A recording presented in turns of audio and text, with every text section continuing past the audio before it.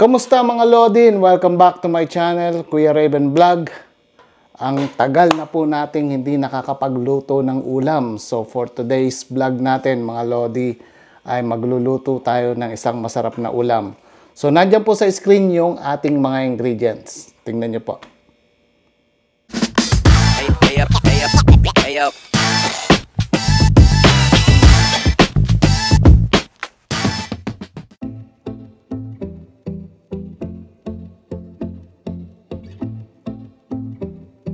So ito nga mga Lodi ang ating pangunahing ingredients, itong squid.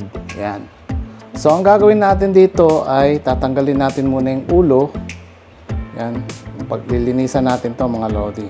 So tanggalin nyo po yung ulo at may makikita po kayong ganyan. So ito po yung pinaka binubuga ng pusit, yung ink. So tatanggalin po natin yan mga Lodi. Separate natin yan. Kasi yung ink na yan ay iitim yung ating lulutuin. So yan. Tapos yung kanyang ipin dito, mga Lodi, yan. Makikita nyo may ipin yan dito. Tatanggalin din natin yan, mga Lods. So yung ibang naglilinis ng pusit ay tinatanggal din yung mata. Kasi pag tinusok nyo yan or natusok yan, may nilalabas din na na ink mga Lodi. Pero ako ay pababayaan ko ng ganito to. So ganyan lang po yung paglilinis natin ng pusit mga Lodi. Then yung sa katawan naman, ito ay makikita nyo yung sa loob, meron yan na tinatawag na parang cartilage or plastic. Yan mga Lodi, makikita nyo meron siya. So make sure na lahat ay natanggal kasi nakaka-choke po yan kapag nakain nyo kasi matigas nga siya. Para siyang plastic mga Lodi. So yung ganitong itsura, nakikita nyo sa camera. Yan mga Lods. So parang naputol siya dito, so kukunin ko pa dito sa pinakabuntot niya yung natira. At kung makuha nyo yan at malinis nyo, mahugasan nyo mabuti, ito yung po yung natira. So nakaka-choke talaga yan mga Lodi. So lilinisan natin to, hugasan, then hihiwa-hiwaan natin dito mga Lodi. So ayan mga Lodi, matapos nating malinisan itong pusit, ay makikita nyo ay may mga guhit-guhit na yan dyan, hiwa or slit mga Lodi. So yung pinakakatawan niya ay hiniwaan natin ng paganyan. Ayan mga Lodi. So, ayan. Makikita nyo. At meron tayo ditong scallion saka ginger. At meron din tayong doon, yung minced garlic mga Lodi. So gagamit din tayo nun. So nagpainit na po ako ng kawali doon. So tara, doon tayo sa may lutuan mga Lodi. At dito nga mga Lodi, mapapansin nyo ay nakasindi yung kalan natin at nagpainit na tayo ng ating paglulutuan. Dito ay gagamit tayo ng olive oil. Mga Lodi, gagamit pa ako ng olive oil dito. Konti lang dahil lalagyan din natin to ng ng butter mga Lodi. Bago natin ilagay yung garlic. So ayan, gamit po tayo. Luin lang natin. At yung ating butter or margarine. Yun po, depende na po kung ano yung available ninyo mga Lodi. So yan po yung available ko. Ayan. So ayan, mga Lodi. So depende yan kung gaano karaming lulutuin ninyo.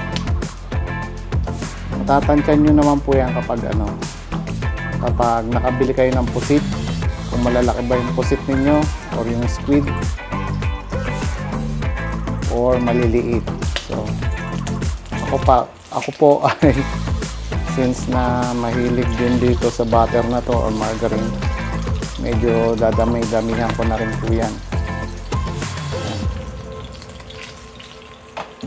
Yan mga Lodi. So matapos po niyan ay lagay na natin dito yung ating luya, mga lods. So, lagay natin dyan yung luya. Ayan. Lagay natin yung luya. Saglit lang itong maluto, mga lodi. Yung iba ay minamarinate pa yung kanilang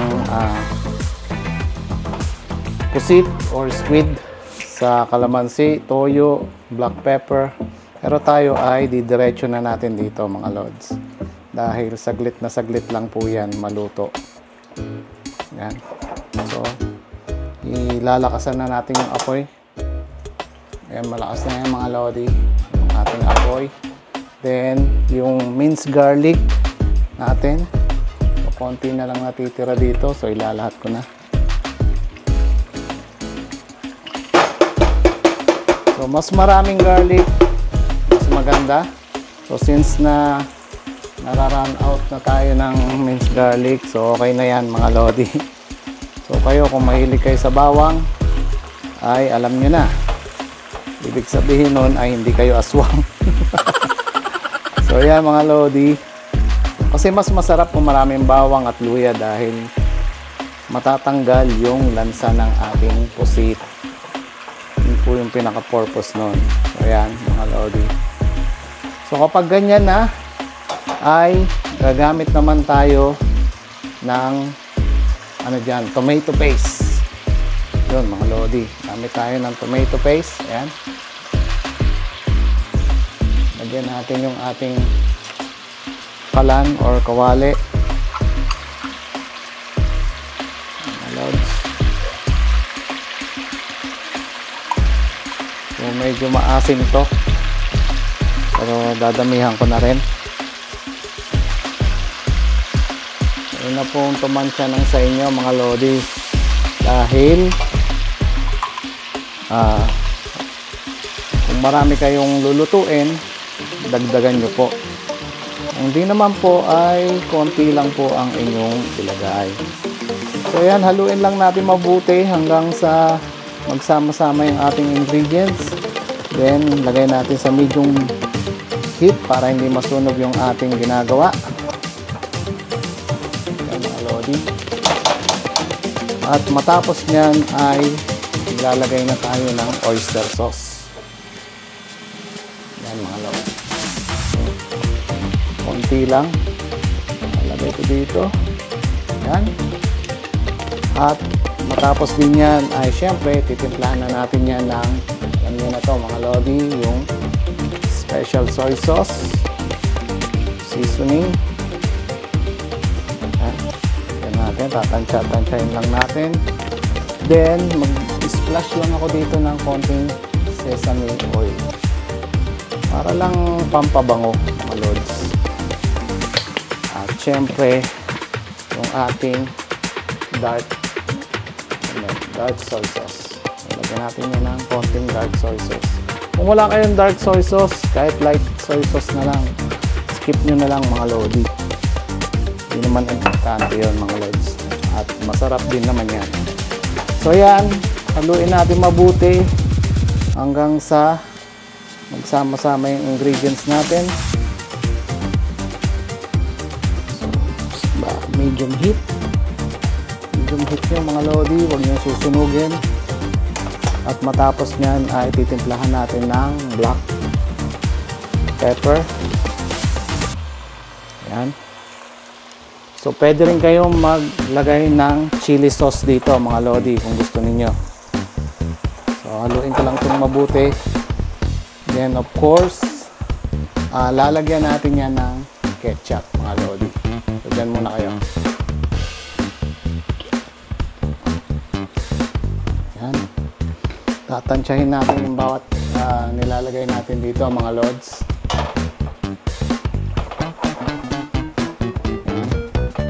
At kapag kumalma na yung inyong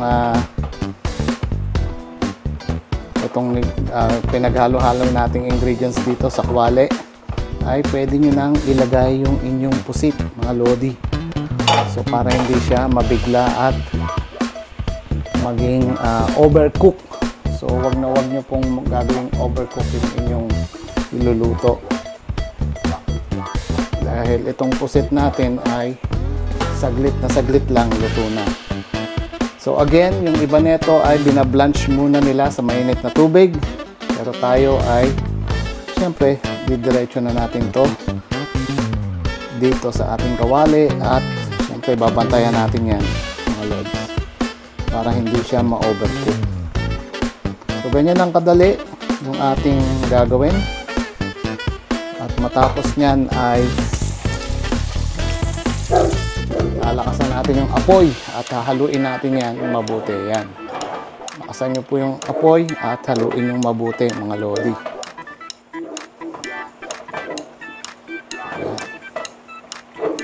At titignan nyo po kapag luto na yung inyong pusit at papatayin na natin yung apoy kaagad yan mga lods. So napakadali lang ng ating ginawa na ulam for today, yung itong pusit na garlic butter. Makikita nyo yung kulay, ganda diba? So hintayin lang natin to siguro mag-boil ng konti, then matapos mag-boil ay papatayin natin yung apoy, saka natin ilalagay yung scallion natin mga lodi. Camera para makita ninyo ang ating ginagawa.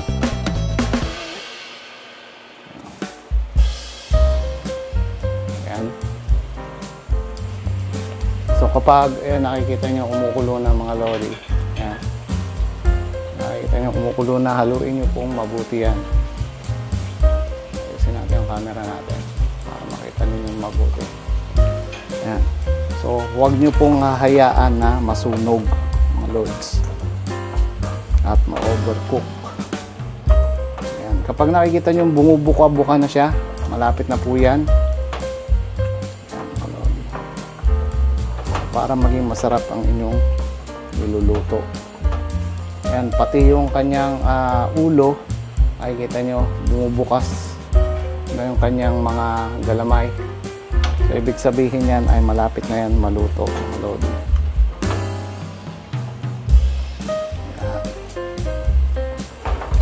Natin kumulo pa ng konti at mag-splash lang uli ako dito ng sesame oil pampabango mga lods. Yun, so hintayin lang natin yan mga ilang segundo lang, then lagay na natin tong ating scallion at patayin nyo na yung apoy mga lods. Yan, para hindi siya ma-overcook. Siyempre, isa-serve na natin to sa serving plate at papakita ko na sa inyo to itong ating ginawang squid butter garlic or garlic butter. Paras lang naman yun mga lods. Ayan, luto na. At siyempre, lagay na natin to sa serving plate at papakita ko sa inyo mga lods. At eto na nga mga lodi, natapos na natin yung ating ulam for today. Ito po ay tatawagin nating garlic butter squid. So yan, yan po mga lods.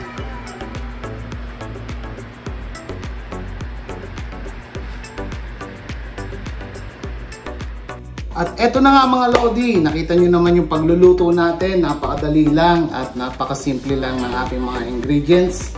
So yung pusit lang naman yung pinaka-main dito mga lodi at napakadaling lutuin ng pusit, mga ilang minuto lang luto na yan. So eto po ang ating niluto, yung tatawagin natin na butter garlic squid mga lodi. So nakita nyo naman yung close-up nyan mga lodi. So yun, ngayon naman po ay syempre titikman na natin yan. Tignan natin yung ating ginawa. Tikman tayo mga lodi, kain tayo. Siyempre masarap to kung may mainit sa kanin kayo dyan mga lods. Sasaluin ko na para hindi tumulo dun sa sa ulam natin, may ulam. Ayun, napakalambot at madaling nguyain at lunukin mga lodi. Napakasarap ng ating nagawang squid. Yung lasa niya, perfect na perfect. Siguro kulang lang to ng konting kick ng black pepper kasi konti lang yung nilagay natin na paminta mga lodi. Pero ayos na mga lodi. So yan na nga ang ating ginawang butter garlic squid mga lodi. Kung nagustuhan nyo po yung ating pagluluto or vlog for today, kindly subscribe to my channel, Kuya Raven Vlog. Siyempre, pakishare na rin po itong ating video. Kung may mga katanungan kayo, comment down below sa description box natin mga lodi. Then, of course, click the notification bell para lagi kayong updated dito lang sa Kuya Raven Vlog mga lodi. Again, appreciated ko po yan. Matagal tayo hindi nakapagluto. And today, pinaglutuan ko po kayo ng simple at napakasarap na ulam, yung ating garlic butter squid mga lodi. Maraming salamat po. Hanggang sa susunod nating vlog mga kalodi dyan. Kung saan man kayong ibang bansa or sa Pilipinas, maraming salamat po. Hanggang sa susunod na vlog mga lodi. Paalam muna.